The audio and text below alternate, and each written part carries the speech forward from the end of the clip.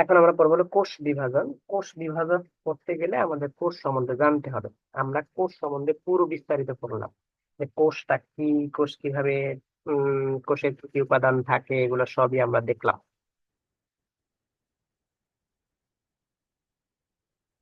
তো এখন দেখো, তোমাদের যে অধ্যায়টা কোষ বিভাজন আছে, এই অধ্যায় থেকে কোষ বিভাজন তুমি যে যে ধারণাগুলো পাবা, তার মধ্যে এখান থেকে তুমি পারবা হলো কোষ বিভাজন, মাইটোসিস, মিয়োসিস এবং এগুলোর গুরুত্ব। আর কিছু নেই। এই মাইটোসিস, মিয়োসিস এবং এগুলোর গুরুত্ব। তো এই অধ্যায়টা বেশি ছোট, বাট তোমরা যদি এই অধ্যায়টা বুঝো, তাহলে দেখা যায় এই অধ্যায়ের যে কোনো প্রশ্ন আসলে খুব সুন্দর মতোই পারবা। তো আমরা যদি শুরু করে দিই, প্রথম থেকে যদি বলি, তাহলে এখানে একটা জীব। আচ্ছা, কেউ কি বলতে পারবা, এই যে আমি, ধরো আমি, হ্যাঁ, আমি একটা জীব। তো এই আমি আসলে কোত্থেকে তৈরি হয়েছে, আমি কয়টা কোষ থেকে তৈরি হয়েছি বলো তো? একটা। একটা। আমি একটা কোষ থেকে তৈরি হয়েছি, সত্যি?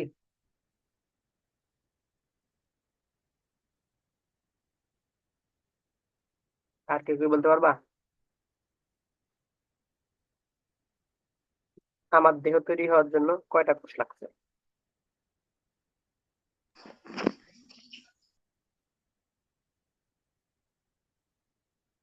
মানে আমার উৎপত্তি তো হয়েছে, কেউ না কেউ তো আমাকে সাহায্য করছে। ঠিক কয়টা কোষ আমাকে সাহায্য করছে? মানে দুইটা কোষ দুইটা কোষ। একত্রিত হয়ে দুইটা। একটা কোষ good. হয়েছে। হুম। দুইটা কোষ সাহায্য করছে, একটা কোষ তৈরি হয়েছে, ওই একটা কোষ বিভাজনে। আচ্ছা, আমাদের যে যতগুলো জীবই আমরা দেখি, এই যতগুলো জীব দেখবো, যে এক কোষী জীব থেকে শুরু করে ধরো বহু কোষী জীব পর্যন্ত, সব ক্ষেত্রে দেখা যাবে যে কোষ বিভাজন আছে। এগুলো তোমাদের বইতে আছে। তো এগুলোর ক্ষেত্রে দেখা যাবে যে এখন কোষ বিভাজন তো হবে, একটা দেহ তৈরি হইতে হলে তো কোষ বিভাজন হইতে হবে। কোষ বিভাজন হইতে হলে দুইটা ঘটনা কিন্তু ইম্পর্টেন্ট। কি কি ঘটনা? কোষ বিভাজন হইতে হলে আমার দেহের কোষ, মানে আমার বডিটা পুরোটাই, যে আমার যে বডির প্রত্যেকটা অংশ, এভরি সিঙ্গেল পার্ট তৈরি করতে হলে কোষ বিভাজনের মাধ্যমেই তৈরি হয়েছে। কিভাবে তৈরি হয়েছে? এইখানে, এইখানে, হ্যাঁ, এখান থেকে একটা ডিম্বাণু, এখান থেকে একটা শুক্রাণু, সেই ডিম্বাণু শুক্রাণু মিলে হলো জাইগোট, সেই জাইগোটের মধ্যে কোষগুলো বার বার বিভাজিত হয়। এই বিভাজিত হয়ে তারপরে এই দেহটা তৈরি হয়। এইভাবে তৈরি হয়। তো আমার দেহর সবটাই তৈরি হয়। হম এইখানে আবার ঝামেলা কি, এখানে আবার কি চেঞ্জ হয়েছে, এখানে চেঞ্জ হয়েছে হলো যে এই যে ডিম্বাণু আর শুক্রাণু আসতে হয়েছে, এই শুক্রাণু বা ডিম্বাণু আসছে কিন্তু বডি থেকে। ধরো আমার এই এখানে যে কোনো একটা বডি আছে, এখানে ধরো একজন মানুষ, এই একজন মানুষের যে বডি, এই বডির মধ্যে থেকে এখান থেকে ধরো উনি, এখান থেকে ডিম্বাণু আসবে। এখান থেকে যদি ডিম্বাণু আসতে হয়, আমি সরি, ধরো শুক্রাণু আসতে হয়, এখান থেকে ধরো শুক্রাণু আসলো। শুক্রাণু তো ওনার দেহ থেকেই আসবে। ওনার দেহ থেকে যদি শুক্রাণু আসতে হয়, তাহলে দেহের একটা কোষ থেকেই আসবে। তো ওনার দেহ কোষ আর এই যে শুক্রাণু তৈরি হবে, এই শুক্রাণু আর দেহকোষ কিন্তু একটু আলাদা। ওনার দেহকোষ যেরকম, শুক্রাণুর কোষ কিন্তু আলাদা। তো দেহ কোষ এবং শুক্রাণুর কোষ যেহেতু আলাদা, তো এখানে মধ্যবর্তী কি হবে, পুরা দেহের ধরো এখানে একটু গাল ভেঙে গেছে, এখন একটু খাবার দাবার খাইছে, একটু পূরণ হয়ে গেছে। তো ওর দেহটা একটু পূর্ণ পূর্ণ হয়ে গেছে। তো এইখানে যে কোষ বিভাজন হয়েছে, একটা কোষ থেকে এখানে আরো কোষ তৈরি হলো, এইখানে যে সোজা সোজা ঘটনাটা ঘটছে, কিন্তু এই দেহ থেকে যে শুক্রাণু তৈরি হয়েছে, সেই সোজা সোজা ঘটনাটা সেখানে ঘটেনি। অর্থাৎ দেখা যাচ্ছে যে দেহের কোষগুলো যতই বৃদ্ধি হয়, এগুলো এক ধরনের বিভাজনে থাকে। কিন্তু দেহ কোষ থেকে যখন ডিম্বাণু শুক্রাণু, যেগুলোর নাম জনন কোষ, জনন কোষ যখন বিভাজন হয়, তখন কিন্তু সেম বিভাজনটা হয় না, সেটা কিন্তু একটু আলাদা। তো এইটার উপর বেস করে আসলে কোষ বিভাজন হয় হলো দুই প্রকার। একটা হলো দেহ সৃষ্টিকারী কোষ বিভাজন। তাহলে দেহ কোষের বিভাজন, যেটাকে আমরা সুন্দর মতো নাম বলি, বলো তো কি নাম দেহ কোষের বিভাজন হয়, কি নাম হবে?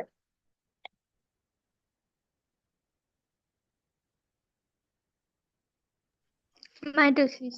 Good, mitosis. আর দেহ কোষ থেকে যে জনন কোষ তৈরি হবে, সেই জনন কোষকে আমরা বলবো কি, এটা তৈরি হওয়ার পদ্ধতিকে বলবো মিয়োসিস। তো এই ছিল আর কি, আমরা আসলে এই অধ্যায়টা এইভাবে পড়তে যাবো আর কি, আমরা এভাবেই পড়বো। এখন তো আমি উন্নত জীবের ক্ষেত্রে বললাম। তো অনুন্নত জীবের ক্ষেত্রে আমি কিন্তু পড়ার মধ্যে এখনো যাইনি, আমি জাস্ট তোমাদের কি পড়বো সেটা সম্বন্ধে একটু ধারণা দিচ্ছি। এরপরে ধরো আমরা এখন একটা কি করব, এখন ধরো একটা ব্যাকটেরিয়া। এই ব্যাকটেরিয়া কি করবে, এগুলো সব আমি তোমাদের পড়াই দিচ্ছি। ব্যাকটেরিয়া কি করবে? ব্যাকটেরিয়ার দেহ তো একটাই কোষ, সে আরেকটা কোষ তৈরি করে। তখন সে করে বাইনারি ফিশন। বাইনারি ফিশন মানে হলো দ্বিবিভাজন। তার দেহটা বিভক্ত হবে, দেহটা বিভক্ত হয়ে দুইটা ভাগে ভাগ হবে।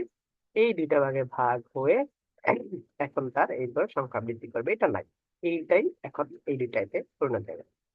তো ওরা এইভাবে আবার এখান থেকে আরো দুইটা, এখান থেকে আরো দুইটা, আবার এখান থেকে আরো দুইটা, আবার এখান থেকে আরো দুইটা, এইভাবে তারা দুইয়ের গুণিতক অর্থাৎ দুইয়ের সূচক, সরি দুইয়ের সূচক আকারে, ছোট দি পরে এন যদি বলো, এরকম দুইয়ের সূচক আকারে তারা আস্তে আস্তে বাড়তে থাকবে। এই বিষয়টাকে বলা হয় বাইনারি ফিশন বা দ্বিবিভাজন। এটাকে বলা হয় দ্বিবিভাজন। এটাকে বলা হয় দ্বিবিভাজন। তাহলে এইভাবে হলো যারা একেবারেই অনুন্নত শ্রেণীর জীব, তাদের ক্ষেত্রে এরকম দ্বিবিভাজন হয়। দেখেন, এখন দেখো, আচ্ছা আমাকে এককোষী জীবের উদাহরণ দাও তো কয়েকটা, এগুলো পরীক্ষায় আসে। এককোষী জীবের উদাহরণ দাও তো। ব্যাকটেরিয়া, ছত্রাক, পেনিসিলিয়াম। আচ্ছা, Nostoc is diatom. নষ্টক ডায়াটম। আমাকে একজন বলো, আচ্ছা বিজয় বলছো যে ব্যাকটেরিয়া, ছত্রাক। বিজয়, ছত্রাক কি এককোষী না বহুকোষী? বহুকোষী স্যার। পেনিসিলিয়াম পেনিসিলিয়াম কি একটা? ব্যাকটেরিয়া। পেনিসিলিয়াম একটা ব্যাকটেরিয়া? হ্যাঁ,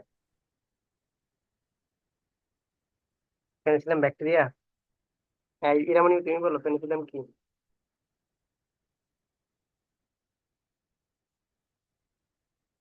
এটা তো ফানজাই রাজ্যের প্রাণী না? প্রাণী? ইরামনি এটা প্রাণী? উদ্ভিদ উদ্ভিদ, সরি এটা স্যার। উদ্ভিদ? পেনিসিলিয়াম উদ্ভিদ? পেনিসিলিয়াম উদ্ভিদ? মানে জীব। জি। এইবারে, সব। এইবারে, জি। এখন পেনিসিলিয়াম, আমি যখন এভাবে ধরি তখন তোমরা সিদ্ধান্ত চেঞ্জ করে ফেলো কেন? সিদ্ধান্তটা চেঞ্জ করে ফেলো কেন? তুমি জানলে তুমি ক্লিয়ার করে জানবা, তুমি বলবা স্ট্রংলি বলবা হ্যাঁ স্যার এইটাই।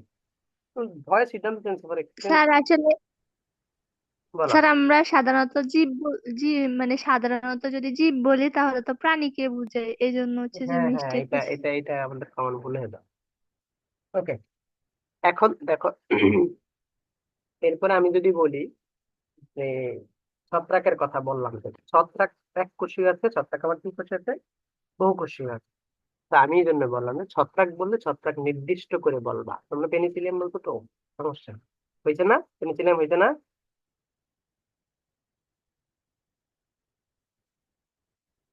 হয়নি? কি পেনিসিলিয়াম এককোষী না বহুকোষী? এককোষী। আবার আবার পড়বা, এই প্রথম অধ্যায় আবার পড়বা, পাঞ্জায় পাঞ্জায় আবার পড়বা। পরে সেখান থেকে আমি যা যা দিচ্ছি সেগুলো দেখবা বারবার। ইস্ট, মাশরুম, পেনিসিলিয়াম, এগুলো সব পড়বা আবার। ওকে, এককোষী। যাক, এখন দেখো, এইটা গেল। এরপরে আমাকে বলো প্লাজমোডিয়াম কি বলো তো? এককোষী না বহুকোষী?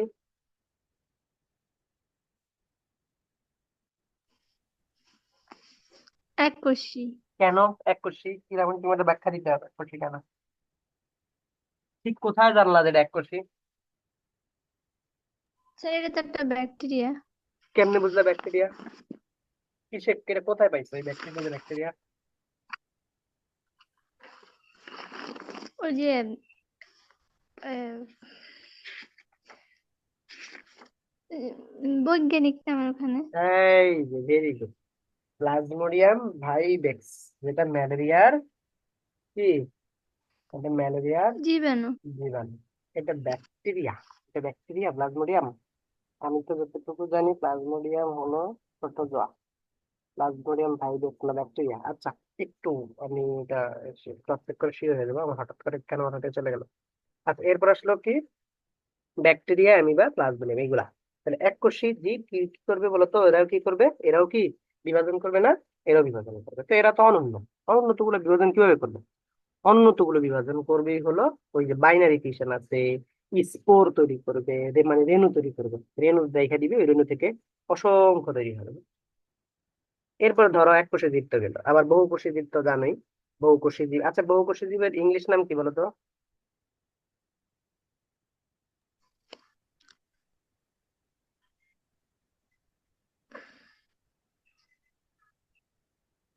Eukaryotic sell. মাল্টি সেলুলার, হ্যাঁ। মানে স্যার, অনেক হলে মাল্টি বোঝানো হয়, যেমন মাল্টিপ্লাগ, প্লাগ অনেক হলে মাল্টিপ্লাগ। ওকে, এরপরে তুমি দেখো তো, এবার এই যে আমরা যে ওটা বট গাছ বলি, তোমার বইয়ের কথা বার্তা আমি বলতেছি আর কি। এরপরে বট গাছ। বট গাছ কি?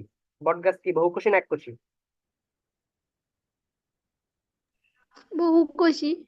বহুকোষী। তাহলে এটা কয়টা কোষ থেকে আসছে? একটা কোষ। এটা কয়টা কোষ থেকে আসছে? একটা কোষ। একটা কোষ, সেই কোষটার নাম কি?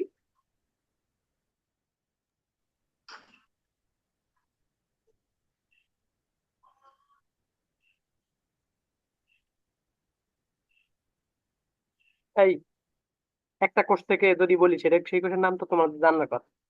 আমি তো আর দুই কোষ বলি না যে এই ইয়া থেকে তৈরি হয়েছে, ডিম্বাণু শুক্রাণু থেকে তৈরি হয়েছে, আমি বলতে একটা কোষ থেকে তৈরি হয়েছে। তাহলে সেই কোষটার নাম কি? রূপক, মাইটোসিস। ইমরান। জাইগোট। জাইগোট। এক কোষ থেকে, একটা কোষ বলে তো জাইগোটই বুঝবা না, এটা তো উন্নত না। এটা তো বট গাছ, এটা তো অবশ্যই উন্নত থাকে। গেল। এখন আসো তাহলে, এই হলো কথাবার্তা আর কি, তোমাদের বইয়ের ছোট ছোট ছোট ছোট কথাবার্তা। আমি এখন এইবার আগাবো আর কি সামনে, তোমরা একটু মনোযোগ দিবা আর কি, যে তোমার বইতে কিছু কথা বলছে সেই কথাগুলোর সাথেই আমি সামনে আগাবো, কারণ তোমরা বইয়ের উপরেই তোমাদের সবকিছু আসবে, তো বইয়ের সবগুলো লাইনের সাথে কিছু বাড়তি জিনিস হয়তো আমি অ্যাড করে দিব। তো এখানে তোমাদের এই কোষ বিভাজন প্রক্রিয়া প্রকৃত বা সুকেন্দ্রিক যে সমস্ত কোষ আছে, এগুলো ধারাবাহিক ভাবে বিভক্ত হয়, যেটা তোমাদের বইতে মাইটোসিসের মধ্যে বলছে যে বিভক্ত হয়ে তারপরে দুটি অপত্য কোষে পরিণত হয়। কেউ কি বলতে পারবো অপত্য কোষ বলতে আসলে কি বোঝানো হয়? অপত্য বলতে কি বোঝানো হয়?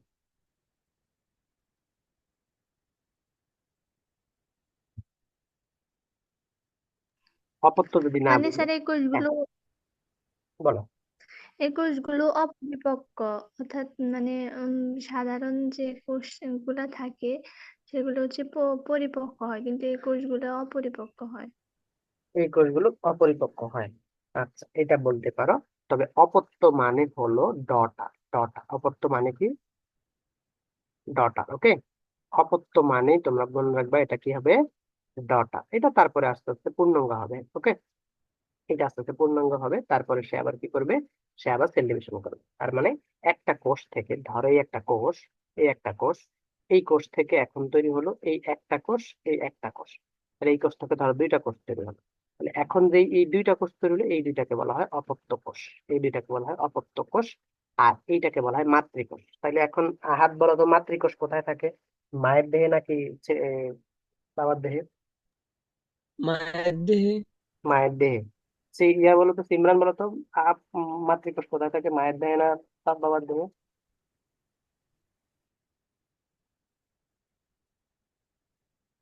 এদিকে সাহারিয়া বলো, সিমরান হয়তো বা লিখতেছে, সাহারিয়া বলো। স্যার, এটা তো উভয় দেহে থাকে। উভয় দেহেই থাকে, ভেরি গুড। উভয় দেহেই থাকে। তাহলে এটা কি হবে? এটা উভয় দেহেই থাকবে। এখন আমাকে এটা বলবা হলো, এই এরামনি, বলো এটা উভয় দেহে। সাহারিয়া বলো উভয় দেহে থাকে, তুমি কি এটা বিশ্বাস করো?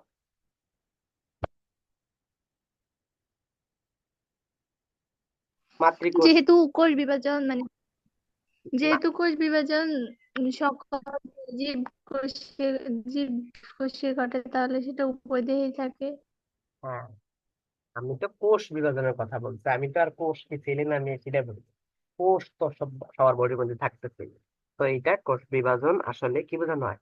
যে দেহের মধ্যে, কোনটা দেহের মধ্যেই আছে, সেই দেহ ছেলে হোক মেয়ে হোক, না। এখানে কোষ আছে, সেই কোষ থেকে কোষ তৈরি হবে, অর্থাৎ একটা কোষ থেকে অন্য দুইটা কোষ তৈরি হবে, তাদেরকে বলবো অপত্য কোষ। আর ওই অপত্য কোষেরা যার থেকে আসছে তাকে বলবো আমরা উম, মাতৃকোষ। ওকে, ওটা। তো এইখানে যে তোমার বইতে যে কথাগুলো বলতে, যে মাইটোসিস সম্বন্ধে, মাইটোসিস সম্বন্ধে আমরা মাইটোসিস চিত্র সহ পড়বো। তো মাইটোসিসের ক্ষেত্রে বলা হয়েছে যে তুমি যদি বলো যে এই কোষ বিভাজন প্রক্রিয়ায় প্রকৃত বা সুকেন্দ্রিক কোষ একটি ধারাবাহিক প্রক্রিয়ায় বিভক্ত হয়, তো তোমরা এই যে ধারাবাহিক প্রক্রিয়া বলছো, এই ধারাবাহিক প্রক্রিয়াটাকে বলবা জটিল। কি বলবা?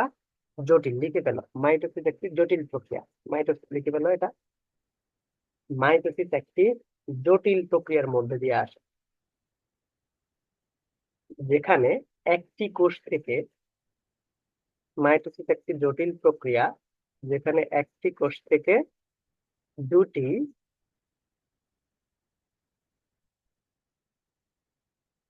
সমগুণ সম্পন্ন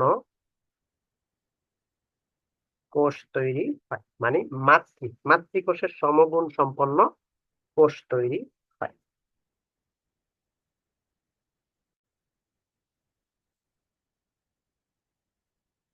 এই ছিল আর কি মাইটোসিস। তাহলে আমরা পাইলাম কি যে মাইটোসিসের ক্ষেত্রে কি হবে, এই কোষ বিভাজন প্রক্রিয়ায় যেটা সুকেন্দ্রিক কোষ সেগুলো ধারাবাহিক প্রক্রিয়ায় বিভক্ত হবে, যেটা আসলে একটা জটিল প্রক্রিয়া, এটাকে আমরা বৈজ্ঞানিক ভাবে বলি জটিল প্রক্রিয়া। এখন স্যার আপনি এটা জটিল কেন বলতেছেন? কারণ মাইটোসিস না, আরেকটা কোষ বিভাজন আছে তার নাম অ্যামাইটোসিস। অ্যামাইটোসিসেও কি হয়, অ্যামাইটোসিসেও একটা সেল থেকে, অ্যামাইটোসিস প্রক্রিয়ায় একটা সেল থেকে সেখান থেকেও দুইটা সেলই তৈরি হয়, দুইটা সেল তৈরি হয়। অ্যামাইটোসিস প্রক্রিয়ার ক্ষেত্রে এই যে দুইটা সেল তৈরি হওয়ার প্রক্রিয়াতে এখানে জটিল প্রক্রিয়া থাকে না, সরাসরি তৈরি হয়, কোনো জটিল প্রক্রিয়া থাকে না। দ্বিতীয়ত হলো অ্যামাইটোসিস প্রক্রিয়ার ক্ষেত্রে যে এই যে সেলটা এবং এই সেলটা তৈরি হলো, এই সেলটা আর এই সেলটা একদম হুবহু সমান হয় না, হতেও পারে বাট সমান হয় না। কিন্তু মাইটোসিসের ক্ষেত্রে একদম কি হবে, এইটা ঠিক যেরকম এইটার কপি দুইটাও হবে একদম হুবহু সেম, এটার কপি দুইটা হবে হুবহু সেম। তোমরা বুঝছো এটা? জি স্যার। হ্যাঁ, তাই অ্যামাইটোসিস আর মাইটোসিস যদি কেউ কখনো জিজ্ঞেস করে ওই দুইটা উদাহরণ দিয়ে দিবা, যে অ্যামাইটোসিসের ক্ষেত্রে কখনো কি হয় না, অ্যামাইটোসিসের ক্ষেত্রে কখনোই এই দুইটা সেম হয় না, হতে পারে রেয়ার কেস, খুব কম হয় না, আর হলো জটিল প্রক্রিয়াটা থাকে না। কিন্তু মাইটোসিসের ক্ষেত্রে সেমও হবে, জটিল প্রক্রিয়া হবে। এখন তোমরা কি কেউ আমাকে বলতে পারবে এই যে সেম যে বিষয়টা হয়, সেম বলতে আসলে কি সেম বোঝায়? সব সেম নাকি অন্য কিছু বাদ আছে বলো তো?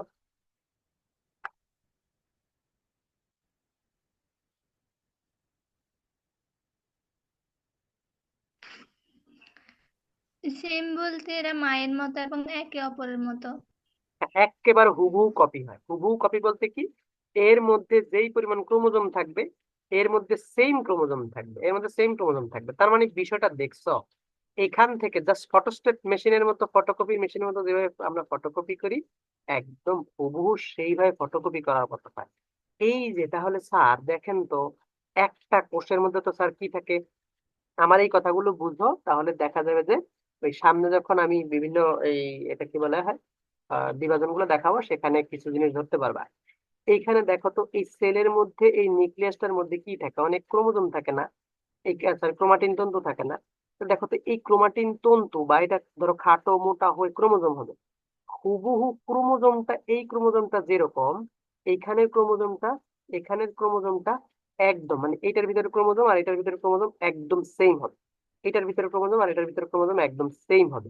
মানে বিষয়টা এরকম যে তোমরা আবার খেয়াল রাখিও যে এইখান থেকে এইটার এটা তৈরি হয়েছে, তার মানে আগেরটাও আছে, এটাও আছে, এটাও আছে, এইরকম ভাবিও না কিন্তু। এইটা তোমরা মাইটোসিস দেখলে দেখবা যে এর ভিতরেই দুইটা বিষয় ঘটনা ঘটবে এবং এই বিভাজিত হয়ে এই দুইটা তৈরি করবে, বুঝছো? হুট করে বলে ফেলো না যে এখান থেকেই এইটা আর এটা তৈরি হয়েছে, যেমনটা আমরা এটা তো এটা বলার একটা কারণ আছে। আমরা এইভাবে ভাবি হলো, এর কারণ কি, আমরা এইভাবে ভাবি হলো যে আমাদের তো দেখা যাচ্ছে হিউম্যানের ক্ষেত্রে মায়ের দেহ থেকে একটা বেবি বের হয়, ধরো দুইটা বেবি বের হলো, তাহলে মাও থাকলো বেবিরাও থাকলো, আমাদের ক্ষেত্রে এটা মনে হয়। কিন্তু সেলের ক্ষেত্রে এরকম না। সেলের ক্ষেত্রে ওই সেল যেটা আছে ও ইটসেলফ ও নিজেই কি করবে, ও নিজেই দুইটা ভাগ হয়ে যাবে, ভাগ হয়ে গিয়ে তারপরে নতুন সেলে পরিণত হবে, ওর আর আগের এই অস্তিত্ব থাকবে না। তোমরা কি এটুকু বুঝছো?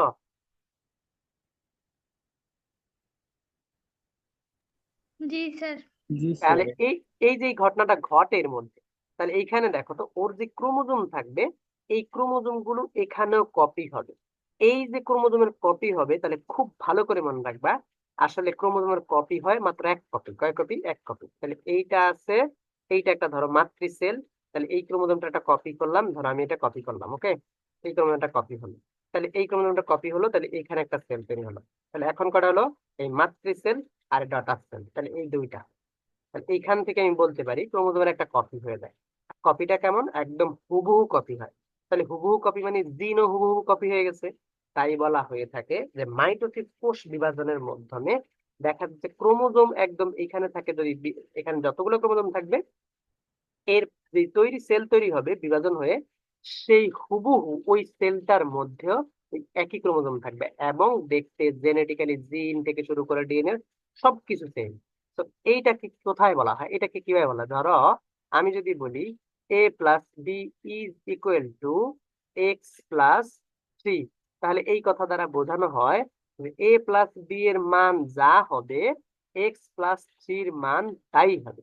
a+b এর মান যাই হবে x+3 এর মান তাই হবে। এটাই তো বোঝায় এই সমীকরণে এই সমান চিহ্নটা দ্বারা, তো আসলে আমরা এটাই বোঝাই।